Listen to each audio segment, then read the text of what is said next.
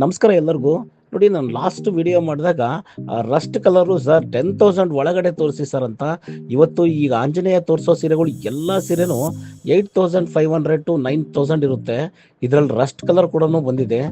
ಈ ರೇಂಜಲ್ಲಿ ಕೂಡ ಕೇಳೋರು ಬಂದು ಅಂಗಡಿನ ಭೇಟಿ ಮಾಡ್ಬೋದು.